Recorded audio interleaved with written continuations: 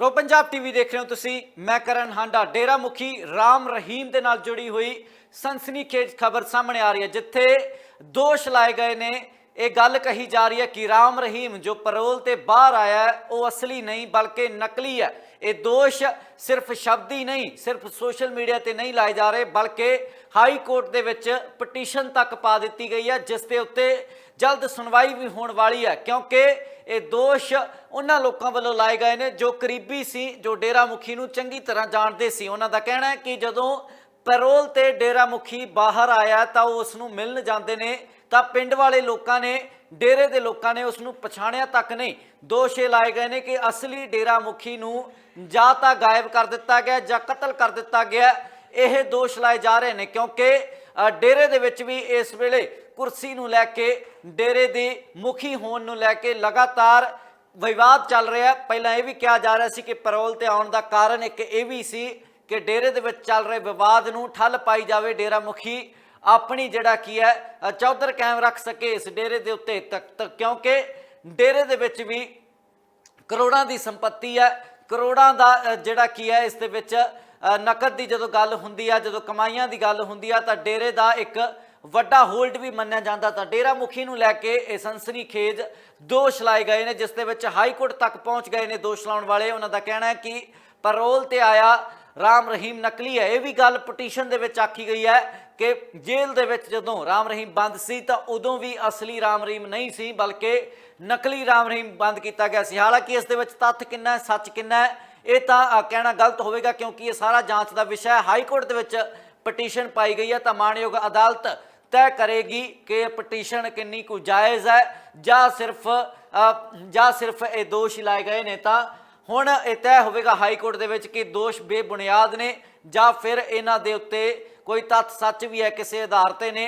तो जांच होगी, हाई कोर्ट दे विच सुनवाई होगी। दोष लाए गए ने राम रहीम असली गायब कर दिता गया तो नकली राम रहीम पैरोल ते बाहर आया। डेरा मुखी जो कि बलात्कार ते कतल के मामले दे विच सज़ा कट रहे हैं, तो लगातार जदों पैरोल ते बाहर भी आए सी तो विवाद होया सी कि जदों भी किसी सूबे दे विच चोणां आउंदियां ने तो राम रहीम बाहर आ जाता है, क्योंकि वड्डा वोट बैंक भी है डेरे का।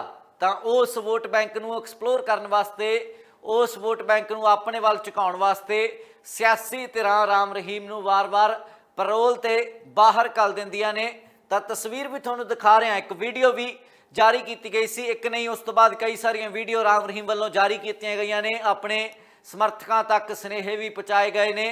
तो उस वीडियो के उत्ते भी सवाल चुके गए ने, कई सारे तथ्य इस पटीशन दे विच जाहिर किए गए हैं, जिमें कि कद नूं लैके जिहड़ा कि गल की गई है कि राम रहीम के कद दे विच भी फर्क सी, 1 इंच कद वधिया सी। तो यह जी गल्लां कीतियां जा रही ने, वख-वख तरीके जिहड़ा कि है दोष लाए गए हैं कि क्यों उन्होंने लगता है कि राम रहीम असली नहीं बल्कि नकली है। तो पटीशन पाउण वालियां ने वख-वख तरीके दे तत्थ इस पटीशन दे विच अपने वल्लों लिखे ने। हालांकि ये पटीशन किन्नी कु जायज़ है जां फिर तत्थां ते आधारित है कि बेबुनियाद है, ये तो मानयोग अदालत तय करेगी, क्योंकि मामला अदालत के अधीन है। हाई कोर्ट दे विच पटीशन पाई गई है। तो तस्वीर तुहानूं दिखा रहे हैं सब तो पहली वीडियो की, जो कि राम रहीम ने पैरोल ते बाहर, जेल दे विचों बाहर आउण तो बाद, पैरोल ते आउण तो बाद सब तो पहली वीडियो अपने समर्थकों वास्ते जारी की सी, जिस दे विच एक स्नेहा भी जारी किया सी। समर्थकों नूं कहा सी कि वो अपने घर ही रहन ते नाल ही दस्सिया सी कि वो कित्थे मौजूद ने, तो यूपी दे विच सी। तो उस तो बाद जिहड़ा की है ये सारा मामला हुण निकलदा होया सामने आ रहा। पहलां भी सोशल मीडिया ते ये दसना जरूरी है कि सोशल मीडिया ते पहलां भी ये चर्चा लगातार चल रही सी, अज दी नहीं कई समय तो ये चर्चा चली हुई सी कि जेल दे विच भी जिहड़ा राम रहीम है वो नकली है।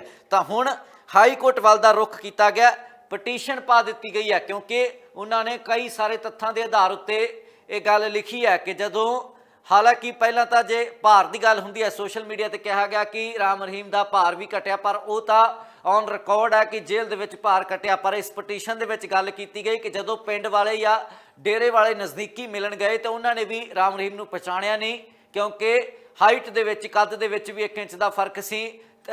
पैरां दे विच भी जिहड़ा की है कई चीज़ां दे जिहड़े तत्थ रखे गए ने कि कित्थे कित्थे उन्हां नूं फर्क लग्या। तो नाल ही कई सबूत भी पेश किए जाने के दावे किए जा रहे हैं। चर्चावां कई सारियां छिड़ियां हुई ने ते इस सब नूं लैके हाई कोर्ट दे विच पटीशन तक पा दी गई है। पटीशन के उत्ते सुनवाई होनी है, उच्च पद्धरी जांच की मंग की गई है। डेरे दे विच चल रहे विवाद, डेरा मुखी की कुर्सी नूं लैके चल रहे विवाद नूं लैके इस खदशा जताया जा रहा है कि जां तां डेरा मुखी नूं कतल कर दिता गया जां गायब कर दिता गया तो उसकी थां ते नकली राम रहीम बना के किसी नूं पैरोल ते घल्लिया गया, जिस वालों लगातार वीडियो भी पवाइयां जा रही ने तां जो किसी नूं शक ना होवे। तां पटीशन दे विच कई गल्लां कीतियां गईयां ने। हाई कोर्ट के अधीन ये मामला पटीशन पा दी गई है। माणयोग अदालत तय करेगी कि तत्थां के आधार पर यह पटीशन की इस दे विच कोई सच्चाई है जां फिर ये दोष बेबुनियाद ने।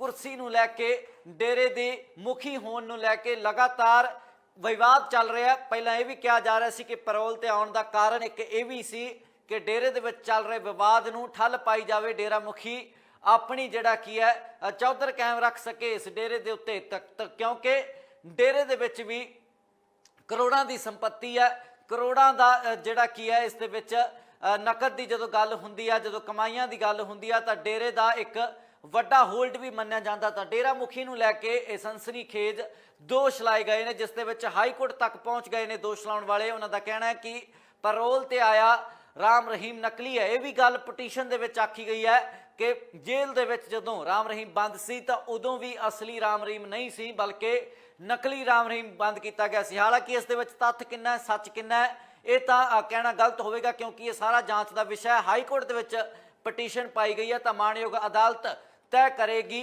कि पटीशन किन्नी कुछ जायज़ है जां सिर्फ ये दोष लाए गए ने। तां हुण ये तय होवेगा हाई कोर्ट दे विच कि दोष बेबुनियाद ने जां फिर इन्हां दे उत्ते कोई तत्थ सच भी है किसी आधार ते ने।